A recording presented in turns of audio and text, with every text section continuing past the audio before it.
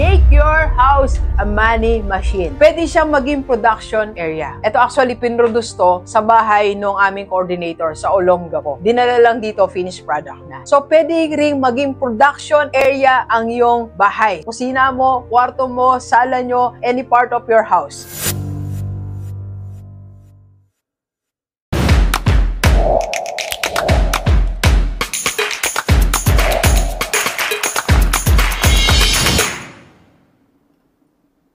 Okay, Gilivers, ang bahay natin dapat ma-convert natin sa money machine. Sa lahat ng mga followers ni Doc, wag tayong pumayag na hindi tayo kumikita sa bahay natin. And there are 16 ways to do it. Pag-usapan natin, let's go, let's go. Unang-una, ito, nakikita nyo po yan. Ito po ay Rockstar merch. So finally, we are relaunching our Rockstar merch. So meron tayo ditong shirt, to suot ni Doc. Iba't ibang size po yan. Then may pen, meron pa tayong isa pang pen, pang high-end, pang office. Then ito po ay meron tayo ditong Rockstar motivations po to. Biblical motivations. So every day, you can get one here. Tapos basahin mo. Galing po yan sa Bible.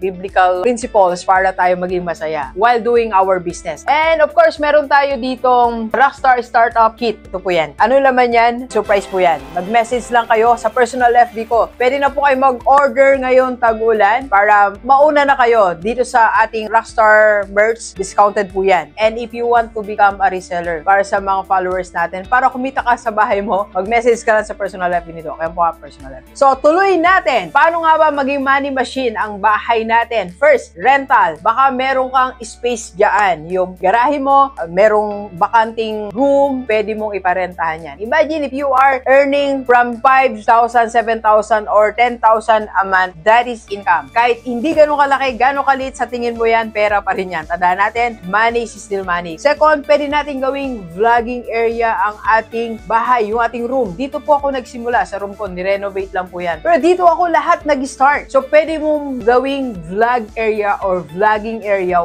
one corner of your house. And third, pwede mo rin gawing online class yan. Dito rin po nagaganap ang aking webinar sa lahat ng aking mga paid webinars and free webinar. Dito rin yan nagaganap. So, pwede kang magturo online. Meron kang skill, meron kang kayang i-share, pwede kang magkaroon ng online class using your house, using your room. And fourth na tayo, pwede siyang maging production area. For example, itong mga t-shirt na to, ito actually pinroduce to sa bahay ng aming coordinator sa Olongapo. Dinala lang dito, finished product na. So, pwede ring maging production area ang iyong bahay. So, if you want to produce shirt, if you want to produce mugs, if you want to produce food, kung anong gusto mong i-produce, pwede maging production area yung kusina mo, kwarto mo, sala nyo, any part of your house. And next, pwede rin yung maging meeting area at ang results ng meeting nyo is how to earn pa rin. For example, meron kang sales team, diyan kayo nagmi-meeting. Meron kang small business, diyan kayo nagmi-meeting sa bahay nyo para di na kayo nagre-rent outside. Then, yun na pag-meetingan nyo, it's an income generating idea or activity. And next, pwede po yan maging online selling base. For example, lalo yung mga nagla-live selling, diba? Ang dami nagla-live selling. Ang online selling base nila is house. So, pwede dyan yung base mo. Sabihin po, kung ikaw ang head ng mga products, kung ikaw ay distributor, kung ikaw ang owner, pwede yan ang online selling base nyo. Then, meron ka lang mga seller in other parts o sa iba't ibang lugar. Pwede yan ang online selling base mo. Next, skill training. Pwedeng online or face-to-face. If you are training skill for your team or for other people, pwede po. Kasi skill training, for example, may mga machine na dapat ituro how to use it, pwede yan sa bahay natin. And product pick-up. For example, meron kang mga resellers, dyan na ang kuhanan ng products mo. Dyan na binabagsak ng distributor mo, then dyan na lang kumukuha yung mga tao.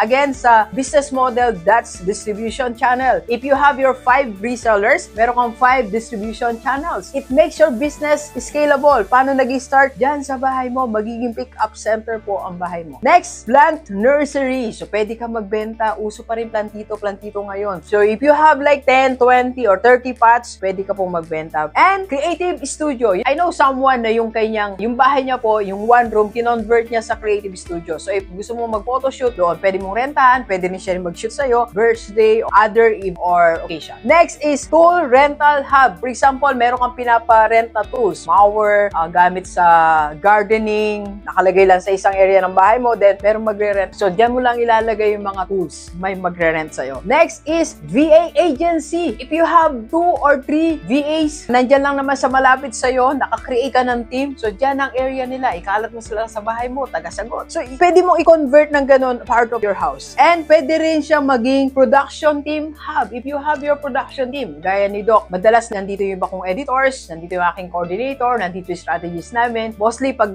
bataan ako, wala ako sa Makati, sa office, nandito tayo, nagmi-meeting. Pwede mong i-convert ganun yung bahay mo. And pwede rin siyang ebook production hub. Like kahapon din, ginawa na namin yung, may ebook na kami ha. By the way, if you want to have my first ebook, ebook version na po siya, How to Embrace Transformation, and you can avail, mag-PM lang po kayo. Yan po ang personal FB. So, ngayon, nag-isip kami ng, meron kaming naka-line up na e-courses. So, pwede mo rin gawin yan. If you are an expert in one area, dyan yung i-design sa bahay mo, magkaroon muna kayo ng meeting. Kasi habang nagmi-meeting kayo, na-improve ang concept nyo. Alright, Gilibers, marami pang paraan para ma-convert mo ang bahay mo sa money machine. Pandagdag ng income mo at ng family mo. Alam mo, isa pang advantage yan, pag lumaki yan, hindi na siya side hustle. Ilalabas mo ng bahay, magkakaroon ka ng sarili mong office. Pero maganda, start muna dyan sa bahay mo. Let's go!